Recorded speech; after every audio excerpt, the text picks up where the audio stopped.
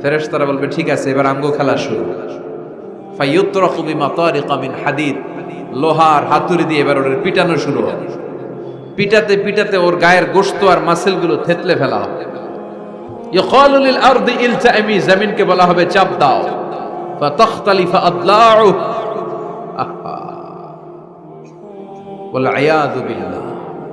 কবরের এক পাশের মাটি আরেক পাশের মাটি এমন ভাবে চাপ দিবে, ডান পাশের পাঁজরের হাড় বাম দিকে ঢুকে যাবে, বাম দিকের হাড্ডি ডান পাশে এসে যাবে।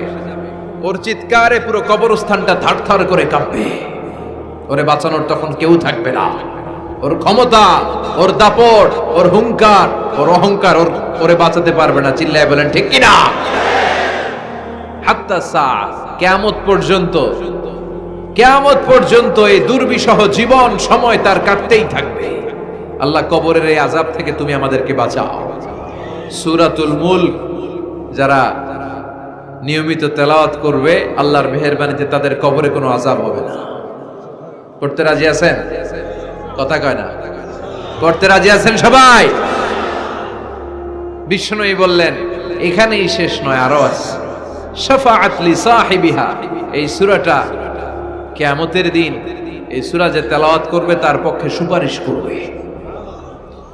কোরআন যদি আপনার বিপক্ষে আল্লাহর কাছে নালিশ করে, আপনার বাঁচার কোনো উপায় আছে? আপনার পীর সাহেব আপনারে বাঁচাইতে পারবে? চাইলে আপনার দলের নেতা, কথা কন, কেউ বাঁচাইতে পারবে আপনারে? কোরআন যেমনি আপনার বিরুদ্ধে দাঁড়ালে আপনারে বাঁচাতে পারবে না, কোরআন তেমনি আপনার পক্ষে দাঁড়ালে আল্লাহ আপনারে ফেলে দিতে পারবে না। কোরআন আপনার পক্ষে থাকলে আল্লাহ আপনাকে দয়া করবেনই। বিশ্বনবী বলেছেন ইকরাউল কুরআন ফাইন্নাহু ইয়াতি ইয়াউমাল কিয়ামাতি শাফিআন লিআসহাবি। কোরআন তেলাওয়াত করো, কেননা কোরআনের তেলাওয়াত এটা কিয়ামতের দিন তোমার জন্য সুপারিশ হয়ে দাঁড়াবে। এজন্য বিশ্বনবী বললেন যে ব্যক্তি সূরাতুল মুলক নিয়মিত তেলাওয়াত করবে, এই সূরাটা কিয়ামতের দিন ওই তেলাওয়াতকারীর জন্য আল্লাহর কাছে সুপারিশ করবে। এখানেই শেষ নয়।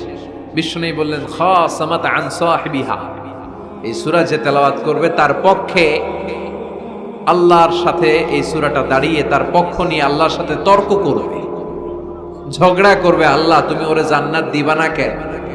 ওরে মাফ করবা না কেন? তুমি না গফুর, তুমি না গফফার, তুমি না রহিম, তুমি না রহমান, তুমি মাফ করে দাও। ও মিয়া, সুপারিশ করতেছে কে? সূরাতুল মুলক। সুবহানাল্লাহ কইবেন না? কতক্ষণ এই তর্ক আল্লাহর সাথে সে চালাবে? হাত্তা আদখালাহুল্লাহুল জান্নাহ, যতক্ষণ না আল্লাহ তার জান্নাতে না ঢুকায়।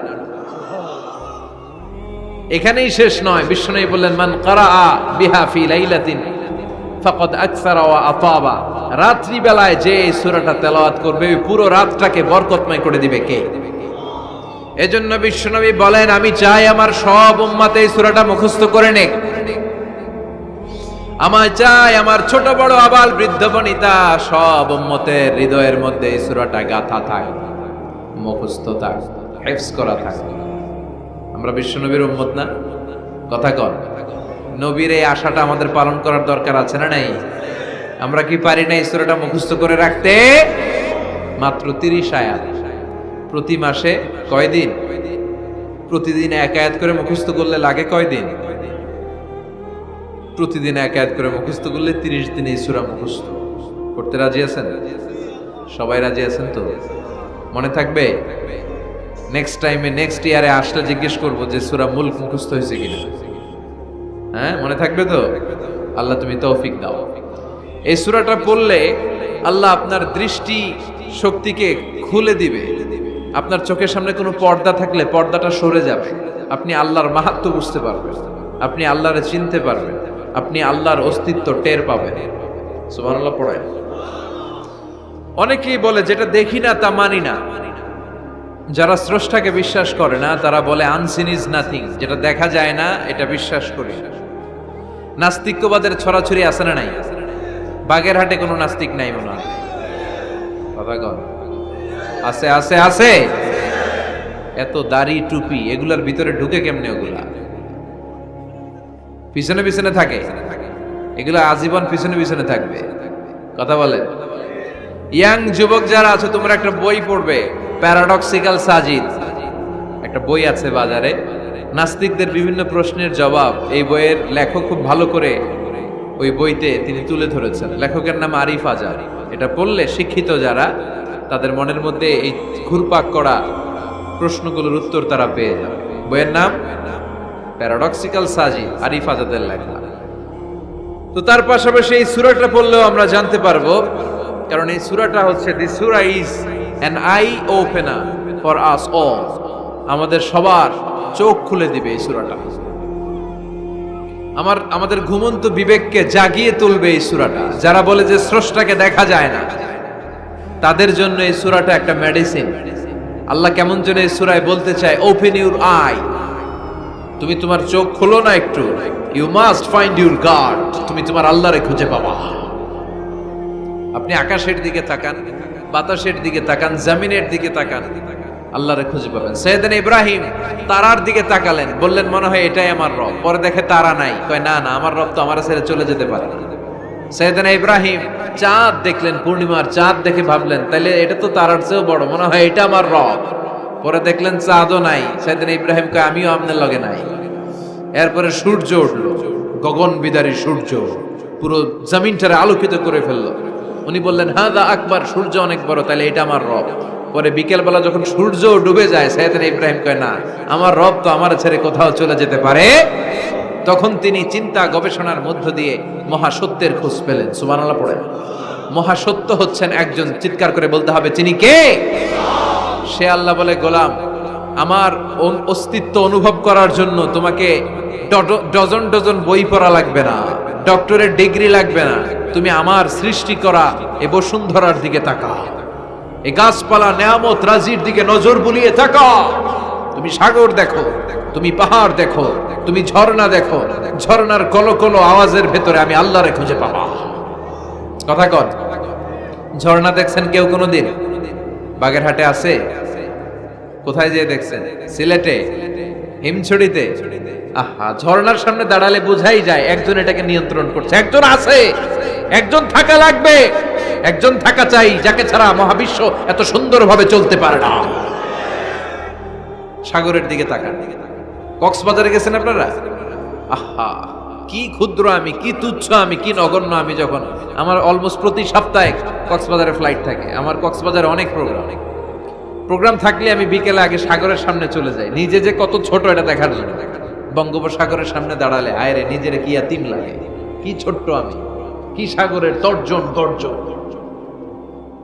হিমছড়িতে যখন যাই, সিলেটের মাধবকুণ্ডে যখন যাই, মালয়েশিয়াতে মাঝে মাঝে যাই, ক্যামেরন হাইল্যান্ডে কিছু ওয়াটারফল আছে। আল্লাহু আকবার, এই ঝর্ণার আওয়াজের মধ্যে মনে হয় যেন আল্লাহর জিকির শোনা যায়, ঠিক কিনা? ঝর্ণা ঝর্ণা ঝর্ণা রে, বলনা বলনা বলনা রে, কার বিরহে পাগল পাড়া তুই, কার মিলনে ফুল ফসলে ভরার তোর দুকুল বই, কার মিলনে ফুল ফসলে ভরার তোর দুকুল বই। ঝর্ণা ঝর্ণা ঝর্ণা রে, বলনা বলনা বলনা রে, কার বিরহে পাগল পাড়া তুই। সুবহানাল্লাহ পড়ে। ঝর্ণার দিকে তাকালে, আকাশের দিকে তাকালে, বাতাসের দিকে তাকালে আকাশের রব আল্লাহর অস্তিত্ব সেইখানে আছে না নাই? চিল্লায় বলেন আছে না নাই? এই জন্য নাস্তিকদের যুক্তিগুলো খোড়া যুক্তি। তারা বলে আনসিন ইজ নাথিং, যেটা দেখি না ওইটা মানি না। এরকম কিছু গাধা আছে না নাই? হাদারাম, উল্লুক্কা পাঠা, যেটা দেখি না ওইটা মানি না। আচ্ছা বলেন তো, আমরা কোনোদিন আমেরিকা দেখছি সরাসরি? কথা কয় না। টিভিতে দেখছি, বইতে দেখছি আমেরিকার ছবি, কিন্তু সরাসরি এটা আমেরিকা দেখছি? তাই বলে আমরা আমেরিকা মানি না? কথা বলেন। নাস্তিক যারা কথা বলে এরা বাতাস দেখতে পায়? উত্তর দেন, বাতাস দেখা যায়? তো নাস্তিকের যারা দল, নাস্তিকের গোষ্ঠী, ওরা কি বাতাসকে মানে না? Why do you believe on that? Why do you believe on air in the atmosphere? বায়ুমণ্ডলে যে বাতাস আছে এটা কেন মানো? বাতাস তো দেখো না। কে কারো যখন মাইগ্রেনের পেইন হয় মাথায়, আমার প্রচন্ড ব্যথা, আপনারা কি দেখতে পাচ্ছেন ব্যথাটা? কিন্তু মাথায় যে ব্যথা হয় এটা আপনারা মানেন না, নাস্তিকেরা মানে না। তাহলে ওদের যুক্তির কোনো গ্রাউন্ড আছে? কোনো গ্রাউন্ড নাই। যেটা দেখা যায় না এটা নাকি ওরা বিশ্বাস করে না। আল্লাহ বলেন সৃষ্টির দিকে তাকাও, নজর করে দেখ, আমি আল্লাহর নিদর্শন আছে। সুবহানাল্লাহ পড়েন, আল্লাহু আকবার। এজন্য নাস্তিকদের সাথে ওয়াজাদিলহুম বিল্লাতি হিয়া আহসান, হিকমতের সাথে কথা বলতে হবে। প্রজ্ঞার সাথে যদি আপনি একটা ভ্যালিড গ্রাউন্ড উপস্থাপন করতে পারেন, নাস্তিকরা আপনার সামনে দাঁড়াতে পারবে না। চিল্লায় বলেন ঠিক কিনা? এই নাস্তিকদের জন্য অনেক দিক নির্দেশনা, ডোজ, মেডিসিন আল্লাহ সূরার ভেতরে দিয়েছেন। সূরাটার নাম সবাই বলতে হবে, সবাই বলেন, সবাই কইছেন? সূরার নাম সূরা মুলক। চিল্লায় বলেন কি নাম? সূরাতুল মুলক। আল্লাহ শুরু করছেন, তাবারাকাল্লাযী বিয়াদিহিল মুলকু ওয়া হুয়া আলা কুল্লি শাইইন কাদির। সুবহান সেই সত্তা যার হাতে ক্ষমতা, আর তিনি সব বিষয়ের উপরে ক্ষমতাবান। পড়েন সুবহানাল্লাহ। তাবারাকাল্লাযী, সুবহান সেই সত্তা, বিয়াদিহিল মুলকু, যার হাতে সব ক্ষমতা, ওয়া হুয়া, আর যিনি, আলা কুল্লি শাইইন কাদির, সব বিষয়ে ক্ষমতাবান। তিনি কে? বিয়াদিহিল মুলকু, তার হাতে ক্ষমতা। চিল্লায় বলেন তো কার হাতে? নাকি আপনাদের হাতে? মাননীয় প্রধানমন্ত্রীর হাতে? আস্তে আস্তে যাও, তুমি তো পুরো মাইক নাড়ায় ফেলতেছো। ক্ষমতা কার হাতে? নাকি প্রধানমন্ত্রীর হাতে? র্যাবের প্রধানের হাতে? পুলিশ প্রধান? ডোনাল্ড ট্রাম্পের হাতে? ভ্লাদিমির পুতিনের হাতে? নরেন্দ্র মোদির হাতে? কার হাতে? জোরে বলেন। বিশ্বাস হয়? কিন্তু আমরা কিন্তু প্রায়শই বলি সকল ক্ষমতার উৎস জনগণ। এভাবে রাষ্ট্রীয়ভাবে কিছু কুফরি আমাদেরকে শিক্ষা দেওয়া হয়। চিল্লা এখন ঠিক কিনা? এটা রাষ্ট্রীয় কুফরি। সকল ক্ষমতার উৎস জনগণ নয়, সকল ক্ষমতার উৎস একজন। চিল্লায় বলেন তিনি কে? আপনি নিজের একটু নিজের জিজ্ঞেস করেন তো যে আপনার ক্যাপাসিটি কতটুকু? আমার ক্যাপাসিটি আসলে কতটুকু? আমি আসলে কদ্দূর করতে পারি, কদ্দূর ক্ষমতা আমার আছে? একটু জিজ্ঞেস করে দেখেন। ডায়রিয়া যাদের হয়, 5 বার 7 বার 10 বার যদি টয়লেটে যাওয়া লাগে, ওর চেহারার দিকে আর তাকানো যায়? নিজেকে দিয়ে ভাবেন, যেদিন আপনার পেট মোচড় দিয়ে ডায়রিয়া হয়েছে, 7 বার 8 বার ইমোটিল ট্যাবলেট খাওয়ার পরে, স্যালাইন খাওয়ার পরেও ভালো হচ্ছে না, 10 বার 12 বার যেতে যেতে চেহারাটা সাদা হয়ে যাচ্ছে, গায়ে কোনো শক্তি নাই, এরপরে 3-4 জন কাঁধে করে টয়লেটে ঢুকায়, আছে না নাই? 10 বার 12 বার টয়লেটে গেলে আর কোনো শক্তি নাই, কই আই মরি যাইও, আই আর হাইতান না, আরে মাফ করি দে, এরকম হয় না? তখন ভয় লাগে, মনে হয় যে আমি আসলেই মরে যাব, সবার কাছে বিদায় নেয়, আমারে মাফ করে দাও, আমি হয়তো বাঁচবো না। কত লিমিটেড পাওয়ার আমাদের, কত দুর্বল। 5 বার টয়লেটে গেলে চেহারার দিকে তাকানো যায় না, চেহারা ভেস্কি মেরে থাকে এমনি। সে নাকি ক্ষমতার মালিক। আল্লাহ বলেন ওয়া খুলিকাল ইনসানু দাঈফা, তোদেরকে আমি দুর্বল করে বানিয়েছি। শুধু আমরাই দুর্বল না, আমি দুর্বল, আমার বাপ দুর্বল, আমার দাদা দুর্বল, আমার 14 গোষ্ঠী দুর্বল। আমরা দুর্বলের ঘরের দুর্বল। সবল হচ্ছে একজন, তিনি কে? এজন্য সকল ক্ষমতার উৎস কোন দৃষ্টিতে, কোন যুক্তিতেই টিকে না যে সকল ক্ষমতার উৎস নাকি মানুষ। এই কথাটা যুক্তির আলোকে টিকে? সকল ক্ষমতার উৎস কে? কি ক্ষমতা আছে আমাদের? কোনো ক্ষমতাই নাই। আজকে কেউ যদি পেছন থেকে চিৎকার দিয়ে বলে হুজুর প্যান্ডেলে সাপ, মজা করে বলছি, এতে অনেকে খুঁজতেছে কই সাপ, কই সাপ। দেখছেন ক্ষমতার মালিক নাকি আমরা? আর আসলে যদি 3-4টা সাপ ফস করে এদিক দিয়ে ফানা তুলতো, black mamba, king cobra, python, হ্যাঁ, এই সাপগুলো যদি ফস করে এখানে ঢুকতো, আপনাদেরকে খুঁজে পাওয়া যেত? এতক্ষণ স্লোগান চলে, এখন দৌড়। আছে না নাই? সাপ বাদ দেন, ভাউয়া ব্যাং চিনেন? অথবা কোলা ব্যাং? বাগেরহাটে কি বলে, কি করে? খালি লাফায়। 10টা ভাউয়া ব্যাং, 2টা স্টেজে আর 8টা প্যান্ডেলে ছেড়ে দেওয়া হলো। অবস্থাটা কি হবে জানেন? ভাউয়া ব্যাং আর কি লাভ দিবে? এর চেয়ে বড় লাভ দিবেন আপনারা। এর চেয়ে বড় লাফাইতে লাফাইতে আমরা ভাগবো। এই হচ্ছে আমাদের অবস্থা। নিজেকে একটু জিজ্ঞেস করেন যে how much capacity I belong. কতটুকু ক্ষমতা আমার আছে। আহা, মাঝে মাঝে বাসে যখন আমরা চড়ি পেশাব চাপে না? কথা বুঝতেছে না বোধহয়। আমরা বাসে করে সফরে যাচ্ছি, পেশাব চাপে না? চাপে। ড্রাইভাররে অনুরোধ করার পরে ড্রাইভার বলে এই বাসের নিয়ম হচ্ছে ঢাকা টু কক্সবাজারে থামবে একবার। কয়বার? আরো 20 কিলোমিটার পরে ওইখানে থামানো হবে। ওই বেটার যান যায় যায় পেশাবের চাপে। এরকম পরিস্থিতিতে আমরাও জীবনে কালে ভদ্রে দুই একবার পড়েছি কিনা?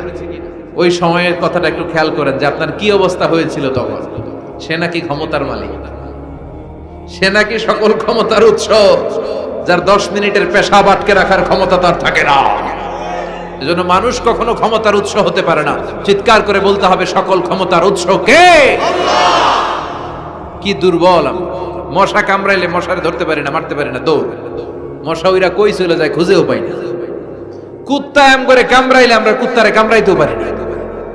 কথা বলেন, অসহায় হয়ে তাকিয়ে থাকি। আহা, কি দুর্বল আমরা, কি দুর্বল। কোনো ক্ষমতা নাই।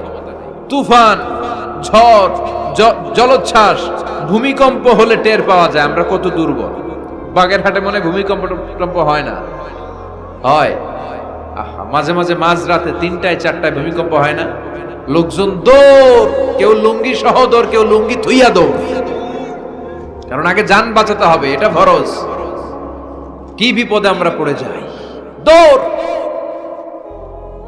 দুধের বাচ্চাটা পড়ে থাকে, ওরে কোলে নিয়ে দৌড় দিব, নাকি স্ত্রীকে ডাকবো, নাকি ভাড়াটিয়াদেরকে উঠাবো, নাকি ছাদ থেকে নিজেই লাফ দেব? ভূমিকম্প যখন শুরু হয়, আমেরিকায় যখন ভূমিকম্প শুরু হয়, ডোনাল্ড ট্রাম্প যে বিল্ডিং এ থাকে, ডোনাল্ড ট্রাম্প মনে হয় দৌড় দেন। কথা বলেন। আমাদের প্রধানমন্ত্রী যে বিল্ডিং এ থাকে, ওই বিল্ডিং এ যদি ভূমিকম্প হয়, কথা কন। আমি কই নাই কিন্তু, আপনারা কইছেন দৌড়। বাঁচার জন্য দৌড় দিতে হয়। আমি একটা ভিডিও দেখেছি, একটা টেলিভিশন প্রোগ্রামে, লাইভ প্রোগ্রাম চলছিল, সরাসরি সম্প্রচার। লাইভ বুঝেন? সরাসরি সম্প্রচারের প্রোগ্রাম। তো লাইভ প্রোগ্রাম, উপস্থাপক বসে আছে এদিকে, এদিকে অতিথিরা। ইন দ্য মিন টাইম শুরু হয়েছে ভূমিকম্প। উপস্থাপক মাইক থুইয়া দৌড়। অতিথিরা ওঠে নাই, অতিথিরা বসে আছে, কারণ মেকআপ টেকআপ সব শেষ, ক্যামেরা রেডি। একটু পরে ভূমিকম্প আরো বেড়ে গেল, এবার অতিথিরাও দৌড়। আহা, কি অসহায়, কি দুর্বল। ভূমিকম্প যখন শুরু হয়, মানুষগুলো খালি দৌড়ায়, খোলা মাঠে যেতে চায়। বিল্ডিং টাওয়ার গুলো যেন গায়ের উপর থপাস করে না পড়ে বাঁচতে চায়। কি চায়? বাঁচতে চায়। যার বাঁচার জন্য লড়াই, ও নাকি ক্ষমতার মালিক। এটা বিশ্বাস করবে কেউ? কক্সবাজারে যখন তুফান শুরু হয়, জলোচ্ছ্বাস শুরু হয়, ওখানে একটা দ্বীপ আছে, পাহাড়ি দ্বীপ, নাম মহেশখালী। ওইখানে বৌদ্ধদের স্বর্ণ মন্দির আছে। সেখানে যখন তুফান 30 ফিট 40 ফুটের জলোচ্ছ্বাস হয়, ওই বৌদ্ধ মন্দিরের বৌদ্ধগুলো নিচে নেমে জিকির করা শুরু করে দেয় আল্লাহ। কার জিকির করে? কারণ ওরা খুব ভালো করেই জানে যে গৌতম বুদ্ধ আমাদের বাঁচাতে পারে না, বাঁচাতে পারে একজন। চিল্লায় বলেন, যিনি কে? এই জন্য বিপদে পড়লে টের পাওয়া যায় যে আমরা কত দুর্বল। আমি গত পরশু ঢাকা থেকে এসেছি। আমার প্রোগ্রাম ছিল সাতক্ষীরায়। ঢাকা থেকে যশোর নভোয়ারে করে এসেছি। তো সেখানে যারা বিমানবালারা থাকে, তারা কেমন যেন প্যান্ট ট্যান্ট স্যুট টুট পরে আসে, নিজেদেরকে সাজিয়ে গুছিয়ে।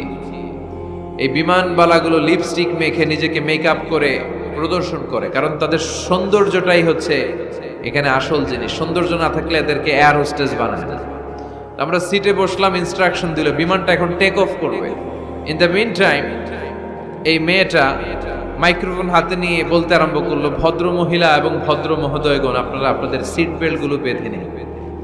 এখনই আমাদের উড়োজাহাজটি শাহজালাল আন্তর্জাতিক বিমানবন্দর থেকে 14,000 ফিট উপর দিয়ে যশোর বিমানবন্দরে উদ্দেশ্যে ছুটবে। আল্লাহু আকবার, আল্লাহু আকবার, আল্লাহু আকবার। তো আমি ঘাড় ঘুরে তাকাইলাম, কি রে আল্লাহু আকবার বলে কেডা? পরে তাকায় দেখি ওই মেয়েই পড়তেছে, কাগজের মধ্যে লেখা। অবাক হলাম, যার চলাফেরা এরকম, বেশভূষা এরকম, এই মেয়েটা এখন আল্লাহু আকবার, আল্লাহু আকবার, আল্লাহু আকবার পড়ছে। আর পড়ছে শুদ্ধ অশুদ্ধ মিলিয়ে সুবহানাল্লাযী সাখখারা লানা হাযা ওয়া মা কুন্না লাহু মুকরিনিন। আমি মিলাতে পারলাম না যে আল্লাহু আকবার পড়ে কেন। পরক্ষণে আমি বুঝলাম যে এইমাত্র বিমানটা গ্রাউন্ড ছেড়ে দিয়ে 14,000 ফিট উপরে উঠে যাবে। ওদের সবার খুব ভালো করেই জানা ওই 14,000 ফিট উপরে আকাশের মাঝে আমাদেরকে বাঁচানোর কেউ নাই।